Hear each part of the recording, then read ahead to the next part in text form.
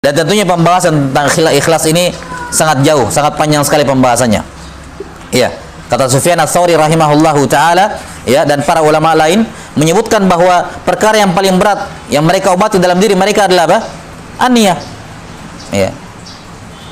Sampai-sampai sebagian ulama mengatakan bahwasanya terkadang saya menyampaikan suatu hadis.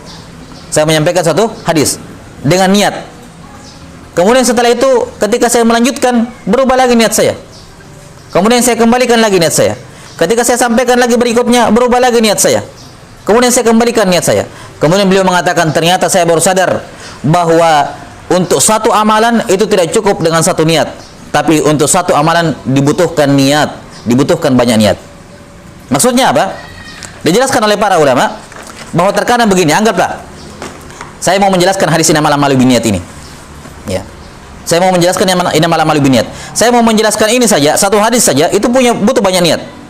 Ketika saya misalnya mengatakan bahwa hadis ini diriwayatkan oleh Imamul Bukhari dan Muslim, atau ketika saya mau membacakan hadis ini, sebelum saya bacakan saya harus ikhlaskan niat saya. Untuk Allah Ta'ala saya bacakan hadis ini. Ya. Setelah itu, setelah selesai saya bawakan teksnya, saya ingin menyebutkan siapa yang meriwayatkannya. Maka ini juga butuh niat tersendiri. Diriwayatkan oleh Bukhari dan Muslim dari Umar bin Khattab. Kenapa? Karena kadang bisa jadi muncul bahwa saya mau menyebutkan siapa yang meriwayatkannya dan siapa sahabatnya supaya orang tahu saya tahu. Kan begitu. Bisa berubah niatnya di situ. Mungkin dia ikhlas ketika membaca matan, tapi ketika menyebutkan periwayatnya. Kemudian ketika saya mau jabarkan lagi bahwa sebenarnya innamal a'malu binniyat ini yang dibawakan oleh Imam Nawawi tidak ada lafaz seperti ini dalam Bukhari Muslim. Ini adalah talfiq, menggabungkan dua lafaz dalam Bukhari dan Muslim. Ya, jadi hadis arba'in apa yang disebutkan di sini dengan lafaz seperti ini enggak tersebut dalam Bukhari, enggak tersebut dalam Muslim dengan lafaz yang persis seperti ini, tapi ditalfiq oleh Imam Nawawi, digabungkan. Ini ketika mau menjelaskan masalah ini butuh niat. Kenapa? Ini mungkin jarang orang yang tahu sehingga bisa memunculkan apa? Riya.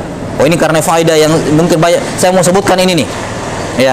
Setelah itu saya sebutkan lagi bahwasanya ini hadis dibuka oleh Imamul Bukhari rahimahullah, Sahih Bukhari dengan hadis ini. Ini faedah juga, butuh niat lagi. Butuh niat sebelum saya mengucapkan ini. Kemudian saya katakan bahwa niatnya Imam Al-Bukhari membuka hadis ini adalah untuk mentambih. Untuk mentambih agar orang-orang memperbaiki niatnya. Kemudian bahwa hadis pertama dalam hadis innamal a'malu binniyat di awal Sahih Bukhari, beliau hilangkan potongan kalimat yang pertama. Lafaz dalam Sahih Bukhari, innamal a'malu binniyat wa innamal likulli imri'in ma nawa wa faman kanat hijratuhu lidunya yusibuha.